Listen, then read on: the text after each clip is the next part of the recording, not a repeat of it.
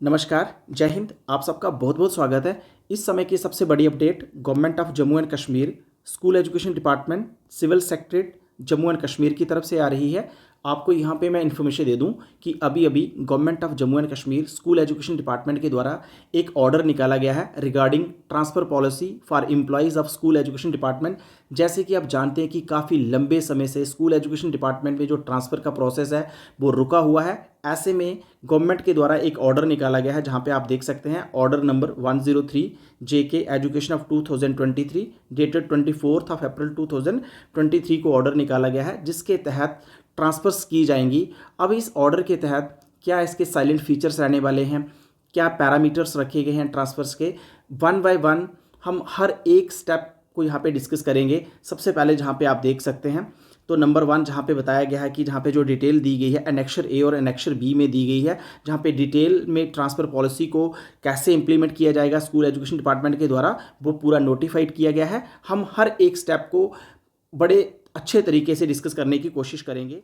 इस ऑर्डर में annexure A और एनेक्सर बी में पूरी डिटेल दी गई है। सबसे पहले हम एनेक्सर ए को डिस्कस करेंगे जहां पे आप देख सकते हैं annexure A government order number 103 JK education of 2023 dated 24 April 2023 transfer policy in order to address the concern of the employees के कंसर्न को एड्रेस करने के लिए स्कूल एजुकेशन डिपार्टमेंट के द्वारा यहाँ पे एक ट्रांसफ़र पॉलिसी लाई गई है। उसके क्या ऑब्जेक्टिव्स यहाँ पे रहने वाले हैं तो जहाँ पे आप देख सकते हैं सारी डिटेल जहाँ पे दी गई है। सबसे पहले हम जो डिस्कस करेंगे the salient principle of the policies are as follows. सबसे पहले जो साइलेंट इसके प्रिंसिपल्स रहने वाले हैं, इन सिद्धांतों पे जो ट्रांसफर्स जो होंगी वो की जाएंगी, इसमें क्या क्या पैरामीटर्स रखे गए हैं जिन्हें हम डिस्कस करेंगे।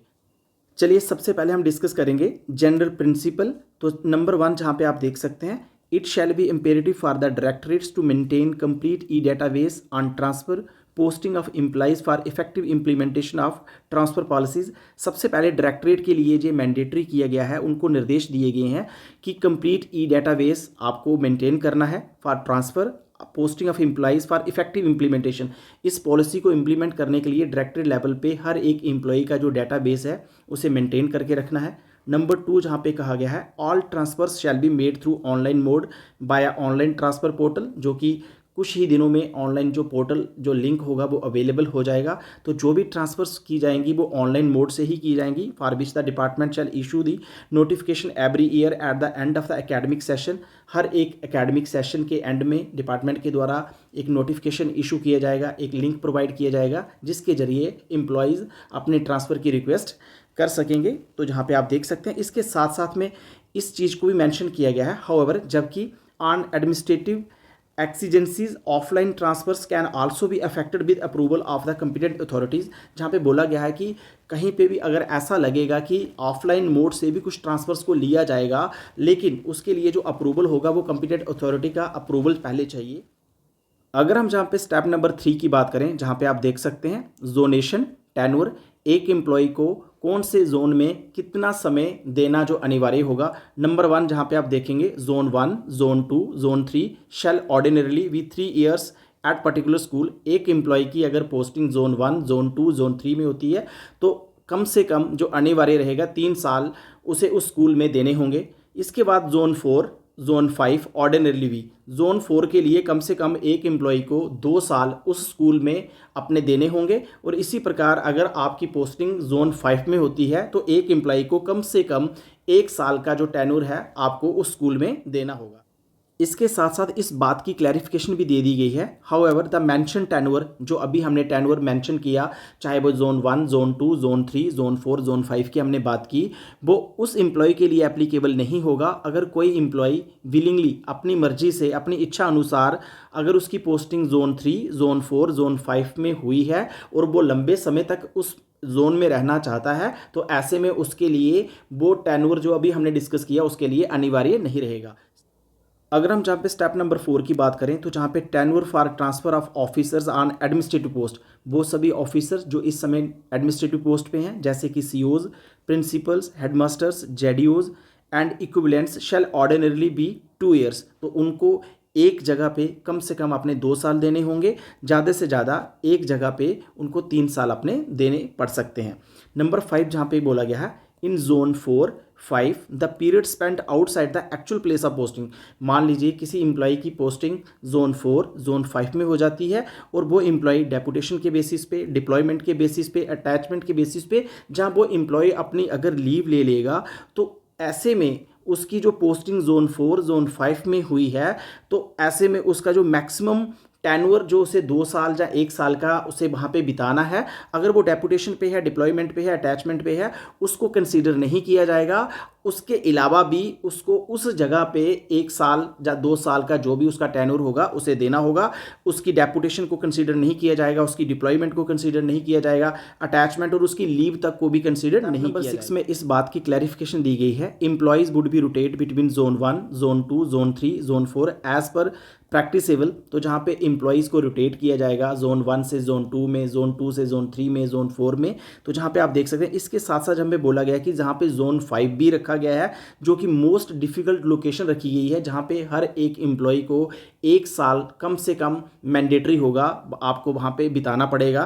तो एनेक्सर बी में दी गई है वो हार्डेस्ट जोन, जहाँ पे 1 साल के लिए एक एम्प्लॉय को जोन 5 में बिताना होगा। स्टेप नंबर 7 की बात करें तो जहाँ पे बोला गया है an employee who have served in zone 5 will preferably given posting in zone 1, zone 2 for the extent possible। तो जहाँ पे बोला गया है इस पॉलिसी के तहत अगर कोई एम्प्लॉई अपना जोन 5 में टेन्योर कंप्लीट करके आया है, तो उसके बाद उसकी नेक्स्ट जो ट्रांसफ़र होगी वो प्रेफरेबली जहाँ पे बोला गया है जोन 1, जोन 2 में देने की पूरी कोशिश होगी।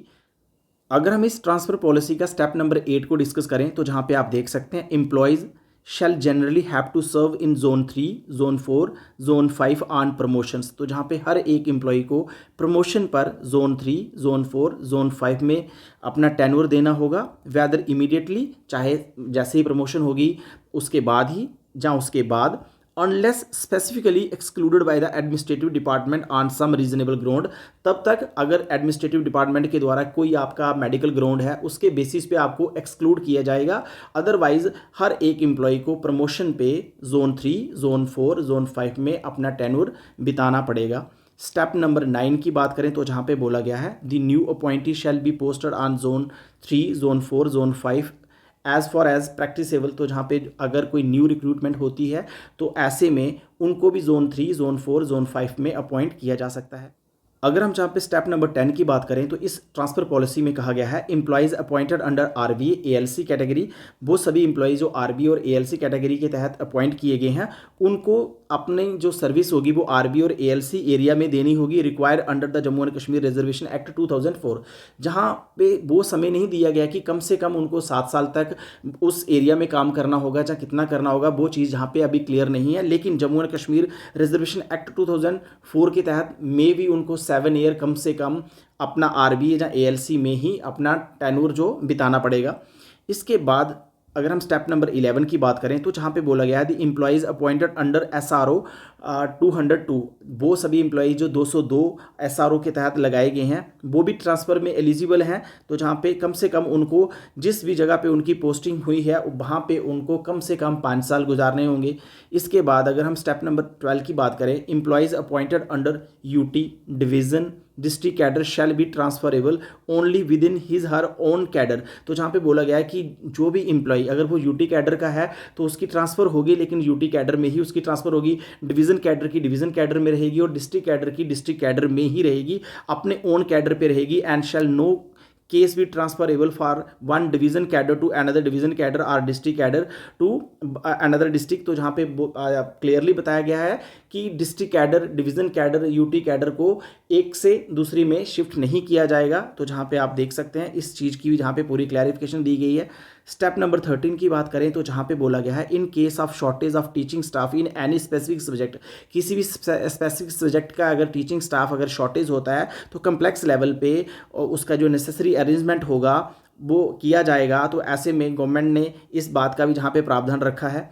तो नेक्स्ट इसके बाद अगर हम स्टेप नंबर 14 की बात करें तो जहाँ पे बोला गया है any other extraordinary arrangement to be meet out the shortage deficiency of staff shall strictly be made by the administrative department after taking input from the concern directorate. तो जो भी अटैचमेंट डेपुटेशन जो भी होगा, अगर कहीं पे भी एक्स्ट्रा ऑर्डिनरी अरेंजमेंट की ज़रूरत है, कहीं शॉर्टेज है, स्टाफ की डेफिशिएंसी है, तो ऐसे में डायरेक्टरेट के द्वारा जो भी इनपुट्स जाएंगे एडमिनिस्ट्रेटिव डिपार्टमेंट को, तो वहाँ से ही उस स्टाफ को वहाँ पे लगाया जाएगा। इसके बाद जहाँ पे जो कैलेंडर फॉर ट्रांसफ़र दिया गया है, इसकी बात हम जहाँ पे करेंगे स्टेप नंबर 15 में, in order to maintain consistency during the academic session transfer shall be made only at the close of academic session. तो जो एकेडमिक सेशन जैसे ही क्लोज होगा तो ट्रांसफ़र तभी से इम्प्लीमेंट होना स्टार्ट हो जाएंगी। No mid term transfer however, तो इसके साथ साथ बोला गया कि मिड टर्म में कोई ट्रांसफ़र नहीं होगी।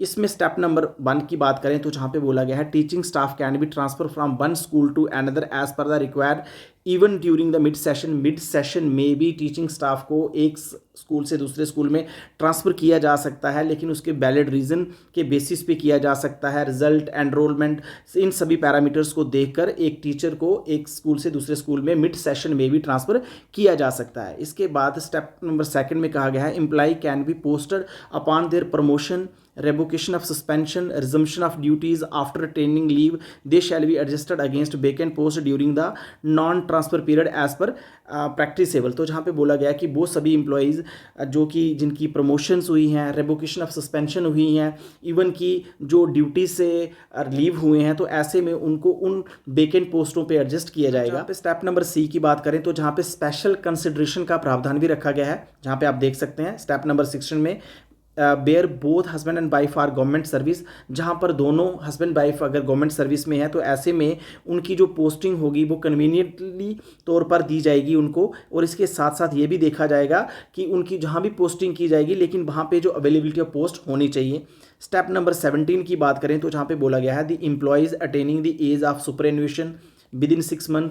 ऐसे सभी एम्प्लॉयज़ जिनकी रिटायरमेंट को 6 महीने रह गए हैं, shall preferably to be posted near by his or residence as per as practicable. तो उसको कोशिश की जाएगी नियरेस्ट उसके रेजिडेंस के में उसे वो 6 महीने 7 महीने का टेन्योर बिताने का मौका दिया जाएगा। अगर हम जहाँ पे नेक्स्ट कंसिडरेशन की बात करें तो जहाँ पे आप देख सकते हैं वो सभी एम्प्लॉयज़ जो कि एज ग्रुप 58 ईयर्स जहाँ उससे अबव के हैं, तो ऐसे में उनकी पोस्टिंग जोन 4 जोन 5 में नहीं की जाएगी। स्टेप नंबर 19 में इस बात की भी जहाँ पे क्लैरिफिकेशन दी गई है कि अगर कोई सिंगल पेरेंट है, डाइवोर्सी है, विडो फीमेल एम्प्लॉयज़ है, इसके साथ साथ हैविंग स्पेशली एबल्ड कोई अगर एम्प्लॉय है, तो ऐसे में उसकी जो भी पोस्टिंग होगी तो वो कन्वीनियंट तौर पर उसे जहाँ पे उसे सूटेबल होगी वहाँ पे उसे उसकी पोस्टिंग उसे दी जाएगी। नेक्स्ट यहाँ पे स्टेप नंबर 20 में बोला गया है physical challenge employees may given the convenient post subject to availability of the post की अवेलेबिलिटी होनी चाहिए। तो फिजिकल चैलेंज पर्सन जो होंगे उनको भी कन्वीनियंट प्लेस पे ही पोस्टिंग दी जाएगी। अगर हम जहाँ पे स्टेप नंबर 21 की बात करें तो जहाँ पे क्लैरिफिकेशन दी गई है inter cadre and mid term transfer request on extreme medical conditions. तो जहाँ पे इंटर कैडर और मिड टर्म जो ट्रांसफर्स होंगी उनकी रिक्वेस्ट को भी लिया जाएगा, लेकिन एक्सट्रीम मेडिकल कंडीशन पे अगर एम्प्लॉय सेल्फ मेडिकल ग्राउंड पे है, स्पाउस है, जहाँ डिपेंडेंट चाइल्ड है, तो ऐसे में उसकी जो ट्रांसफ़र होगी उसे कंसीडर किया जाएगा। लेकिन उसके लिए भी जहाँ पे कुछ पैरामीटर्स रखे गए हैं, जहाँ कोई एक्सट्रीम सिक्योरिटी ग्राउंड पे अगर कोई ऐसा केस है, तो ऐसे में जहाँ पे रिकमेंडेशंस एक डेजिग्नेटेड कमेटी के द्वारा रिकमेंडेशंस दी जाएंगी। ऑफिशियल्स को क्या डॉक्यूमेंट्स प्रोड्यूस करने होंगे? नंबर 1 जहाँ पे आप देखेंगे मेडिकल ग्राउंड के लिए medical disease covered, life consuming disease अगर होगी तो डॉक्यूमेंट रिक्वायर्ड उसके लिए क्या रहेंगे? Medical certificate from the standing medical board के द्वारा आपके पास एक मेडिकल सर्टिफिकेट होना चाहिए। इसी तरह से number 2 disability not less than 40%, तो ऐसे में भी आपको कंसीडर किया जा सकता है। अगर हम सिक्योरिटी ग्राउंड पे बात करें तो ऐसे में रिकमेंडेशंस जो चाहिए होंगी from the special DG CID wing के द्वारा रिकमेंडेशन चाहिए। तो ऐसी ग्राउंड पे इनकी रिकमेंडेशंस के बाद उस एम्प्लॉय को इंटर कैडर या मिड टर्म ट्रांसफ़र रिक्वेस्ट के लिए उसे कंसीडर किया जाए। लास्ट में जहाँ पे आप देख सकते हैं इस बात की क्लैरिफिकेशन भी जहाँ पे दे दी गई है, in case any continuation beyond period of 2 year, 2 साल से ज़्यादा अगर आप सिक्योरिटी ग्राउंड पे आप बेनिफिट लेना चाहते हैं तो ऐसे में आपको फ्रेश रिकमेंडेशंस देनी होंगी, अदरवाइज आपको फिर से कंसीडर नहीं किया जाएगा। और इसके साथ साथ बोला गया है हाउएवर जबकि इन respect of life consuming disease अगर कोई है तो ऐसे में ऐसे ऑफिशियल्स को अपना जो फ्रेश सर्टिफिकेट है वो सबमिट करवाने की ज़रूरत नहीं है। नेक्स्ट जहाँ पे आप देख सकते हैं the designated committee shall meet twice in academic session. तो इस तरह की जो कमेटीज़ बनाई गई हैं वो एक सेशन में दो बार वो कमेटीज़ बैठेंगी, जहाँ पे ऐसे केसेस को भी हैंडल किया जाएगा और उनको फर्दर रिकमेंड किया जाएगा। इसी तरह से आप देख सकते हैं स्टेप नंबर 22 में कहा गया है inter cadre mutual transfer of employees shall be considered by the administrative department subject to the condition that they have qualification similar academic background and shall have to serve at the place where they have posted on mutual basis. तो जहाँ पे भी बोला गया कि अगर mutual ground पे भी कोई अपनी ट्रांसफ़र करवाना चाहता है तो ऐसे में उसके केस को जो एडमिनिस्ट्रेटिव डिपार्टमेंट के द्वारा ही कंसीडर किया जाएगा, सभी कंडीशंस फुलफिल होनी चाहिए, उसके बाद ही म्यूचुअल बेसिस पे भी उनको ट्रांसफ़र किया जा सकता है। तो इसके बाद जहाँ पे आप देख सकते हैं नेक्स्ट जहाँ पे जो क्लैरिफिकेशन दी गई है, the official so transferred on mutual basis have to serve for minimum period of 3 years in that school however the employees. तो जहाँ पे म्यूचुअल ग्राउंड पे भी अगर किसी ने अपनी ट्रांसफ़र करवाई है तो कम से कम उन ऑफिशियल्स को जहाँ पे उनकी पोस्टिंग हुई है कम से कम 3 साल तक का टेन्योर उनको वहाँ पे बिताना होगा। इसके बाद जहाँ पे बोला गया है number 1 due for promotion shall not be eligible for the mutual transfer. वो सभी इंप्लॉइज़ जिनकी प्रमोशन ड्यू है तो ऐसे में वो म्यूचुअल के लिए एप्लीकेबल नहीं होंगे। इसके बाद बोला गया है appointed under RBA ALC category shall be eligible for mutual transfer only after the completion of their tenure in RBA ALC area as required under Jammu and Kashmir reservation act. तो जहाँ पे मैं पहले भी आप बता चुका हूँ, मेरे नॉलेज के तहत तो 7 साल है, तो 7 साल तक आपको RBA या ALC में आपको अपना समय देना होगा। उसके बाद आप म्यूचुअल ट्रांसफ़र के लिए आप एप्लीकेबल हैं। तो जहाँ पे आप देख सकते हैं इसके बाद भी जहाँ पे बोला गया है स्टेप नंबर 13 की बात करें तो जहाँ पे आप देख सकते हैं in case of marriage inter cadre transfer of ladies employees shall be considered by the administrative department on the recommendations of the designated committee के द्वारा जो इन केस मैरिज ग्राउंड पे जो ट्रांसफ़र है लेडीज़ की उनको कंसीडर किया जाएगा, लेकिन उसके लिए भी जो एक कमेटी बनाई गई है, डेजिग्नेटेड कमेटी बनाई गई है, उनके द्वारा रिकमेंडेशंस दी जानी चाहिए। और इसके साथ साथ बोला गया है provided she has served 5 year in her parent cadre. तो चाहे वो डिस्ट्रिक्ट कैडर डिवीज़न कैडर उसमें उसने कम से कम 5 साल का अपना जो समय है वो दिया होना चाहिए, उसके बाद ही उसको मैरिज ग्राउंड पे जो ट्रांसफ़र किया जा सकेगा। नेक्स्ट अगर हम बात करें जहाँ पे आप देख सकते हैं मैरिज के लिए सीरियल नंबर 1 जहाँ पे देख सकते हैं ग्राउंड मैरिज क्या डॉक्यूमेंट प्रोड्यूस करने होंगे ऑफिशियल्स को, domicile of both husband and wife और मैरिज सर्टिफिकेट आपको प्रोड्यूस करना होगा। 5 साल का टेन्योर भी आपने उस जगह पे जहाँ पे आपकी पहली प्लेस ऑफ पोस्टिंग थी वहाँ पे 5 साल आपके होने चाहिए। उसके बाद मैरिज ग्राउंड पे आपको ट्रांसफ़र किया जा सकता है। तो ऐसे में आपको डोमिसाइल दोनों को प्रोवाइड करना होगा, मैरिज सर्टिफिकेट भी देना होगा। स्टेप नंबर 25 की बात करें तो जहाँ पे बोला गया है the surplus employee in school institution shall transferred without taking into consideration his her period of stay. तो जहाँ पे बोला गया है किसी भी स्कूल में अगर कोई सरप्लस स्टाफ है तो ऐसे में उसकी ट्रांसफ़र हो सकती है। उसकी कंसिडरेशन ये नहीं देखा जाएगा कि वो कितने समय से उस स्कूल में रह रहा है, चाहे वो 1 साल से 6 महीने से वो वहाँ पर सरप्लस है, तो ऐसे में वो ट्रांसफ़र हो सकता है। तो नंबर 6 में जहाँ पे बोला गया है no leave shall be sanction in favour of employee who is under order of transfer. तो जहाँ पे वो एम्प्लॉई जिसका ऑर्डर ट्रांसफ़र के लिए है ऐसे में उसकी लीव सैंक्शन नहीं की जा सकती है। कुछ ऐसे हालात को छोड़कर जो ऐसी चीज़ें हैं जो सर्कमस्टेंसेस जो एक एम्प्लॉई के हाथ में नहीं है उनको छोड़कर एक एम्प्लॉई की जो लीव होगी वो सैंक्शन नहीं की जाएगी अगर वो ट्रांसफ़र के लिए एप्लीकेबल है।